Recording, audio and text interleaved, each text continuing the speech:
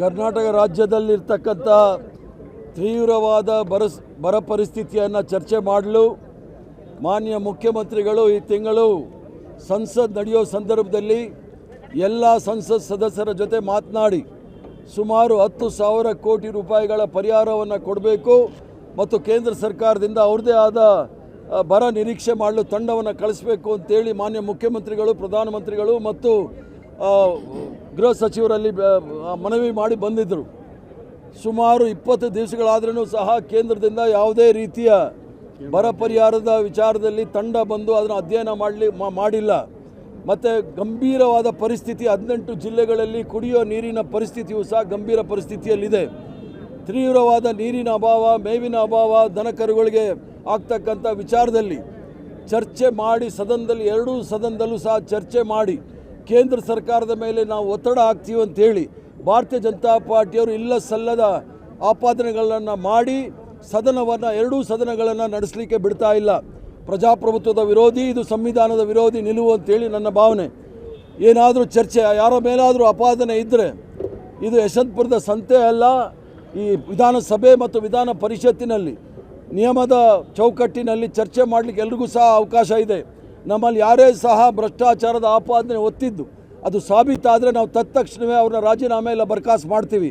ಆದರೆ ಭಾರತೀಯ ಜನತಾ ಪಾರ್ಟಿಯವರು ಅವರಲ್ಲಿರ್ತಕ್ಕಂಥ 7 ಮುಖ್ಯಮಂತ್ರಿಗಳ ಮೇಲೆ ತೀವ್ರವಾದ ಆಪಾದನೆಗಳು, ಭ್ರಷ್ಟಾಚಾರದ ಆಪಾದನೆಗಳು, ಕೊಲೆ ಆಪಾದನೆಗಳು ಇರೋ ಸಂದರ್ಭದಲ್ಲೂ ಸಹ ಇವರು ಯಾವುದೇ ರೀತಿಯ ರಾಜೀನಾಮೆಯನ್ನು ತೆಗೆದುಕೊಳ್ತಾ ಇಲ್ಲ.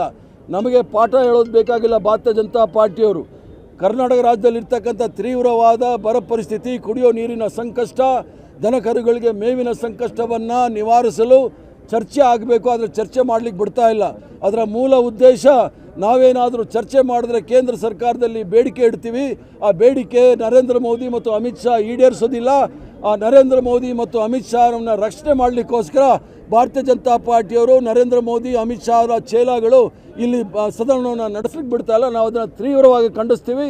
ಇದು ಸಂವಿಧಾನದ ವಿರೋಧಿ ನಿಲುವು, ಪ್ರಜಾಪ್ರಭುತ್ವದ ವಿರೋಧಿ ನಿಲುವು.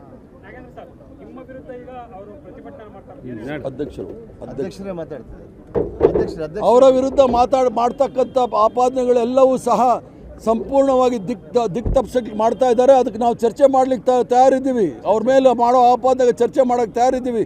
ಸದನದಲ್ಲಿ ಚರ್ಚೆ ಮಾಡಲಿ. ಚರ್ಚೆ ಮಾಡಿದ್ರೆ ಉತ್ತರ ಕೊಡ್ತೀವಿ. ಇದೇನೂ ಇಲ್ಲ, ದೊಡ್ಡ ಷಡ್ಯಂತ್ರ. ಅವರ ಮಹಾನ್ ನಾಯಕ, ವಿಶ್ವಗುರು, ವಿಷಗುರು ಮತ್ತು ತಡೀಪಾರ್ ಅಮಿತ್ ಶಾ ಮತ್ತು ಮೋದಿಯನ್ನು ರಕ್ಷಣೆ ಮಾಡಲಿಕ್ಕೋಸ್ಕರ ಈ ಸದನವನ್ನು ನಡೆಸಲಿಕ್ಕೆ ಬಿಡ್ತಾ ಇಲ್ಲ. ಅಷ್ಟೇ, ಬೇರೆ ಏನೂ ಅಲ್ಲ.